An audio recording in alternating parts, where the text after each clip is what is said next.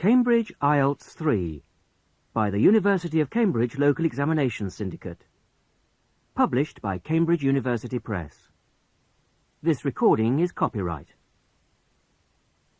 Cassette 1, Side 1.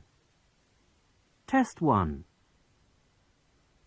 You will hear a number of different recordings, and you will have to answer questions on what you hear. There will be time for you to read the instructions and questions, and you will have a chance to check your work. All the recordings will be played once only. The test is in 4 sections. Write all your answers in the listening question booklet.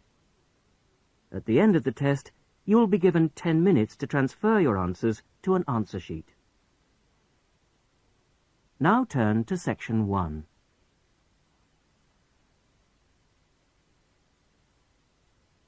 Section 1.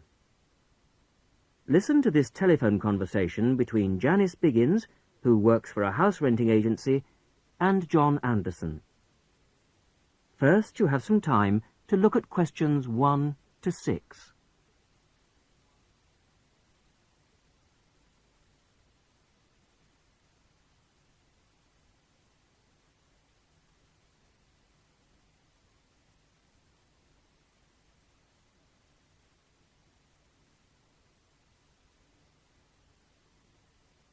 You will see that there is an example which has been done for you. On this occasion only, the conversation relating to this will be played first. Hello, Flagstone. Oh, hello. Is that Flagstone Properties? Yes, that's right. Flagstone here. How can I help you? Hello. I'm ringing just to make inquiries about renting a house. The name of the agent is Flagstone, so Flagstone has been written in the notes. Now we shall begin. You should answer the questions as you listen, because you will not hear the recording a second time. Listen carefully to the first part of the conversation and answer questions 1 to 6. Hello, Flagstone. Oh, hello. Is that Flagstone Properties? Yes, that's right. Flagstone here. How can I help you? Hello. I'm ringing just to make inquiries about renting a house. My name's John Anderson. Yes, Mr. Anderson. What sort of thing were you looking for? 2-bedroom house with garden. Well, yes, sir, that shouldn't be any problem. Just to let you know that our the main areas we deal with are the city centre itself. City centre, And the north suburbs. Oh, well, we were most interested in the northern areas, actually. Right, yes. What sort of price were you thinking of? Well, could you give me some idea? Certainly. It really ranges from £250 per month. Only £250? Yes, to about £500, depending on a number of different factors. Oh, what does it depend on? Well, obviously the quality of the area, and then whether there's a garden. Oh, well, as I said, we'd want a garden. And a garage pushes up the price. Right. Well, we wouldn't necessarily need one. I think about £350 a month would be our limit. OK. Well, would you like to have a look at a couple of properties, sir? Yes, that'd be great. Looking at our files, I think we've got 2 which might suit you. Oh, hang on. I'll just get a pen. Right. OK, well, there's one on West Park Road, which is £325 a month. Are the bills included? Well, that one just includes the water bill. OK, right. And the second house is in Tithe Road. I'll just spell that for you, OK? Yep. Tithe Road. Yeah, got that. And how much is that one? That's £380. 380. Is that including water? No, I'm afraid not. But it does include the telephone rental. Oh, well, that's not too bad then. So. Before you hear the rest of the conversation, you have some time to look at questions 7 to 10.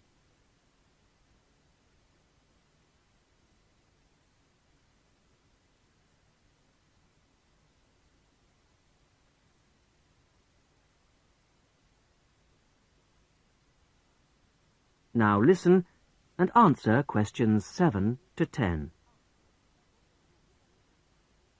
So when would you be available to see them? Well, I'll be in town next week, say Thursday. No, I'm sorry, we don't have any availability for Thursday. How about Wednesday afternoon?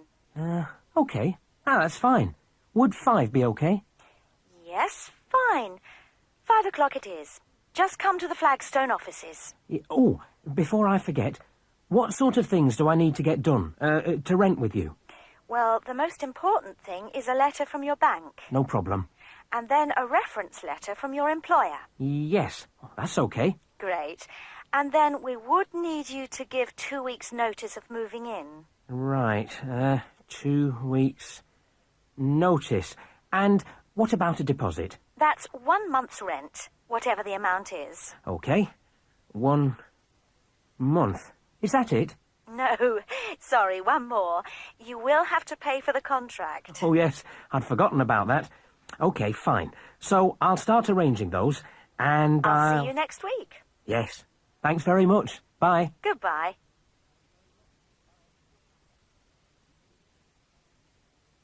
That is the end of section 1.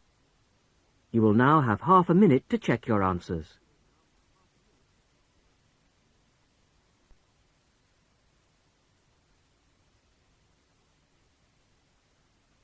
Now turn to section 2.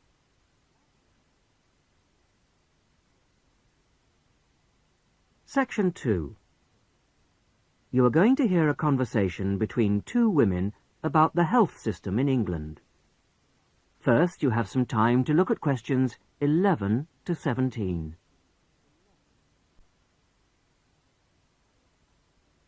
Now listen to the first part of the conversation and answer questions 11 to 17.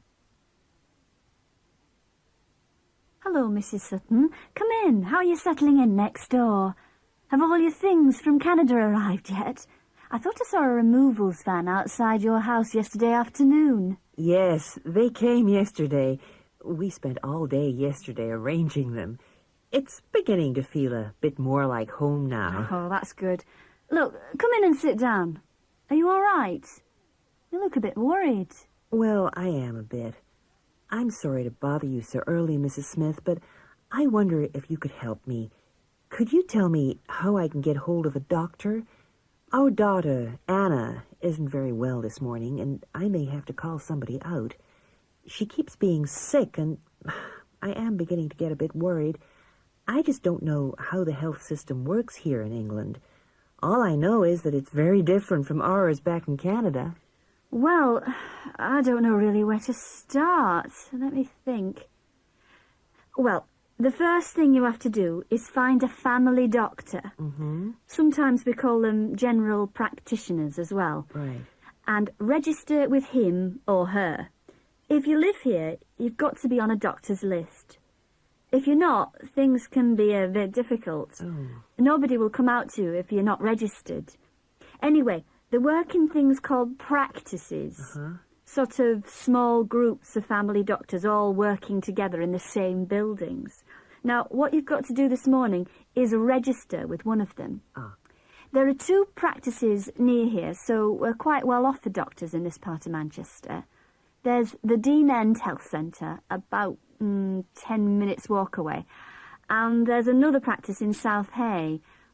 That's about 5 minutes away, going towards the town centre. Uh-huh. We're registered at the Dean End one, but they're both okay. There are about 6 doctors in our practice and 4 in the other, so ours is quite big in comparison, and the building and everything's a bit more modern. South A is a bit old-fashioned, but the doctors are okay. Their only problem is that they don't have a proper appointment system. Sometimes you have to wait for ages there to see someone. Anyway, you go to the receptionist in whichever health centre and ask her to register you with a doctor there. You have to fill in a form, but it doesn't take long. Ours is called Dr. Jones, and we've been going to him for years, ever since we moved here 15 years ago. I wouldn't say he's brilliant, but I suppose he's all right, really. We're used to him now. They say he's very good with elderly people, but he does tend to get a bit impatient with children. Listen, the one who's supposed to be really good with small children is Dr. Shaw. I've heard lots of people say that. She's young and she's got small children of her own, so you could try registering with her. And if her list's full, I heard somebody say the other day that there's a really nice young doctor at South Hay, a Dr. Williams. He holds special clinics for people with back trouble, but that's not really your problem, is it? Now you have some time to look at questions 18 to 20.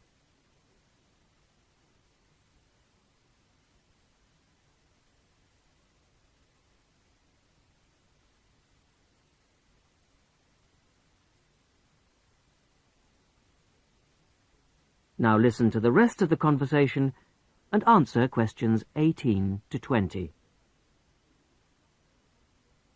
If you want a doctor to visit you at home, you have to ask for a home visit. You're supposed to do that before 10:30 in the morning, but obviously if it's an emergency, you can phone at any time, night or day. It might not be your doctor that comes, though. It's quite often one of the other doctors in the practice. It doesn't really seem to make much difference. Right. Otherwise, you make an appointment to see your doctor at the health centre. You usually get seen the same day. Not always, of course, but usually, as I say. The whole surgery is between 9 and 11:30 every weekday, and from 4 to 6:30 Monday to Thursday. Saturdays are only for emergencies. I see. When the doctor sees you, he gives you a prescription. He writes what medication you need on it, and you take it to a chemist shop. There's one opposite the centre. If it's for a child under 16, you don't have to pay. So if it's for Anna, there's no problem. The same thing goes if you're unemployed or retired, or if you're pregnant. Just as well, because it's not cheap. You pay the same price for each item the doctor has prescribed. At the moment, it's something like £5 per item. So you pay for the medication, but the consultation with the doctor doesn't cost you anything. It's completely free as long as you're a resident here. You're going to be here for 3 years, aren't you? So, well, there shouldn't be any question of you paying anything to see the doctor. So that's one less problem to worry about. Look, Mrs. Sutton, if you want, I'll sit with your daughter for half an hour if you want to go down to the health centre to register. It's no trouble, really, don't worry. Are you sure you wouldn't mind? That would really help me a lot. I'll ask them if they can send someone round later to see Anna. I think I'll try the Dean End Centre. Good idea. Don't worry about Anna. Right. I'll be back as soon as I can.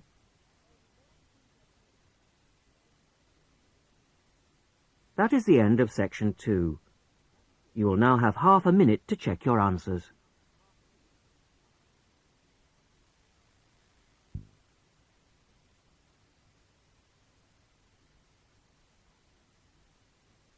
Now turn to section 3.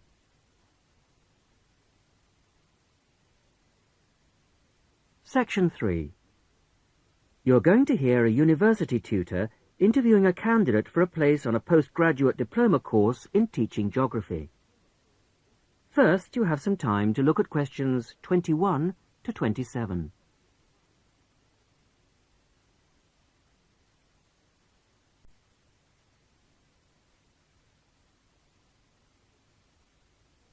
Now listen carefully to the first part of the interview and answer questions 21 to 27.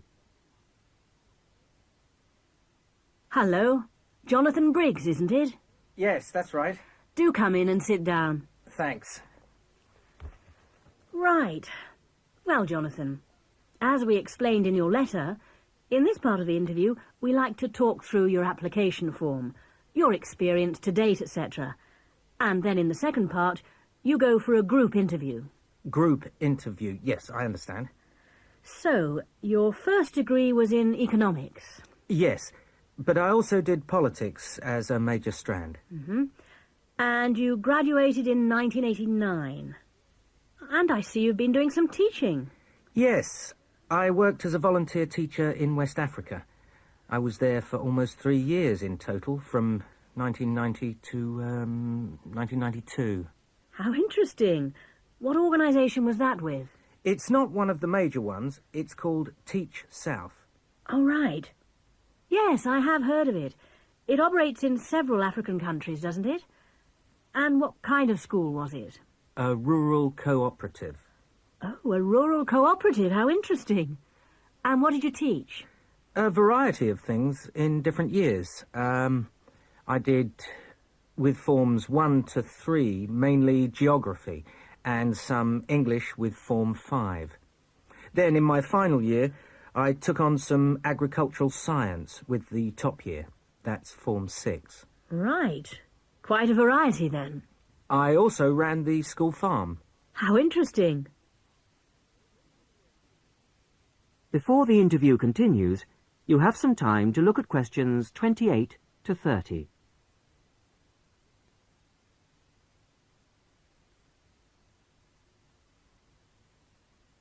Now listen to the rest of the interview and answer questions 28 to 30.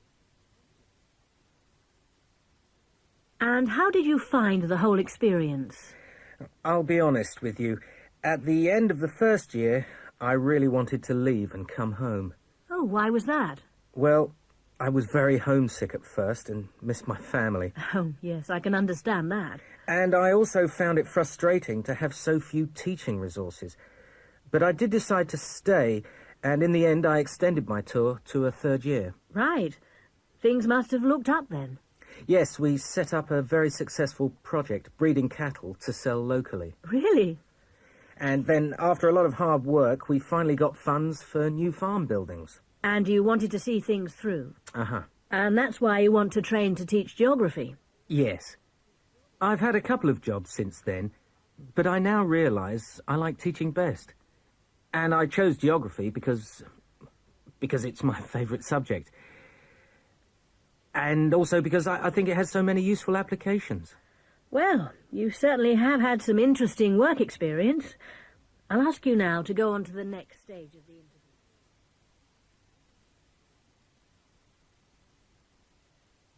That is the end of section 3. You will now have half a minute to check your answers.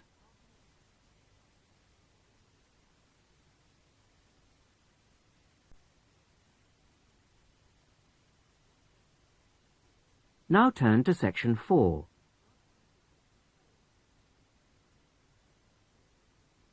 Section 4. You are going to hear a radio talk on back pain given by Dr. Paula Clayburgh of Liverpool's Wilton Clinic. First, you have some time to look at questions 30.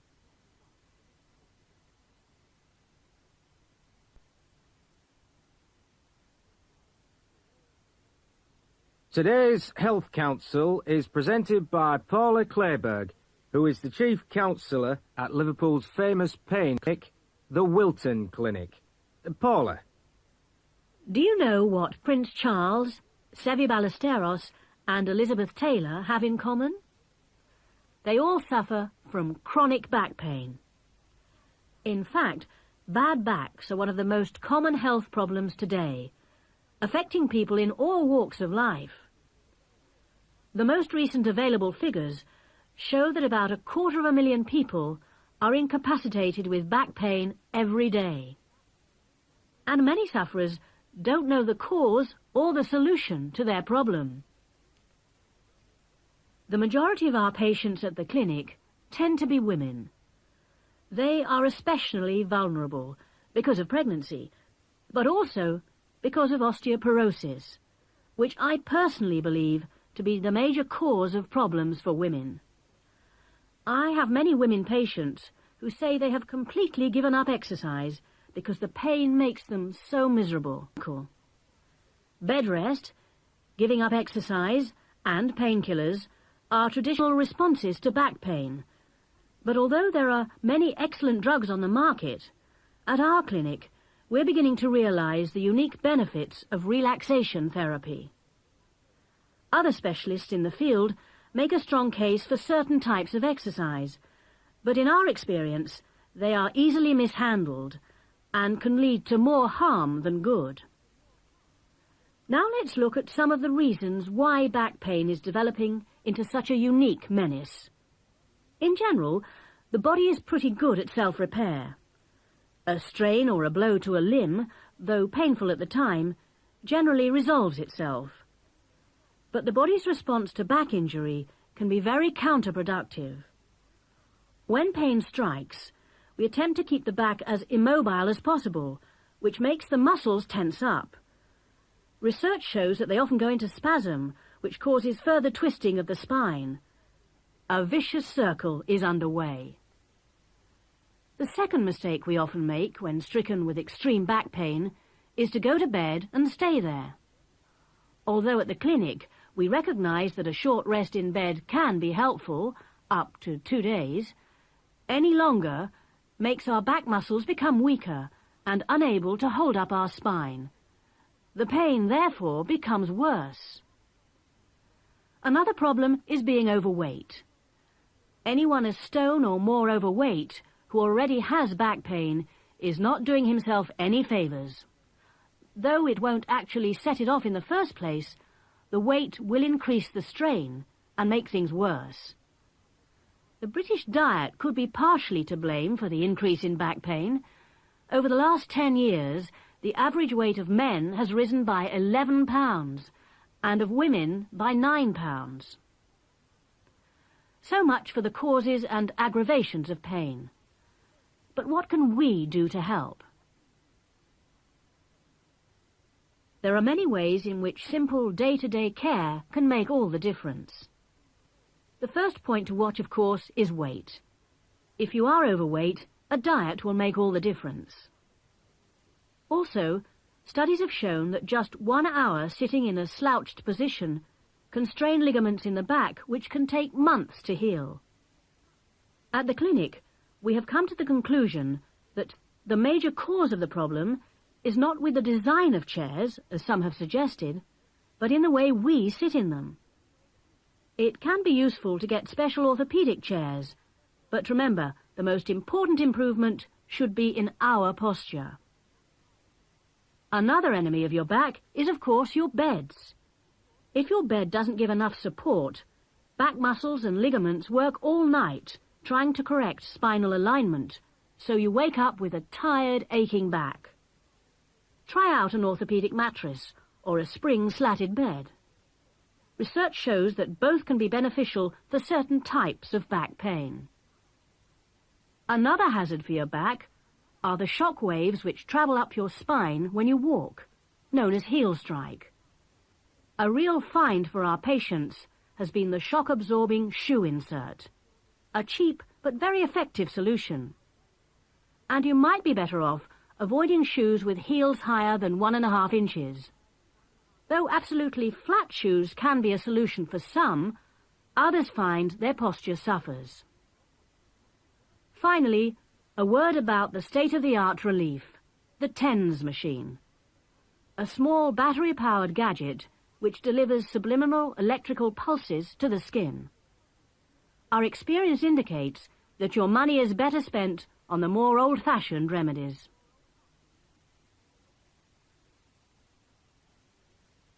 That is the end of section 4.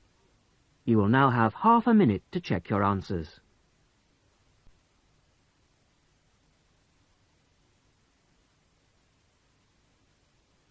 That is the end of the listening test.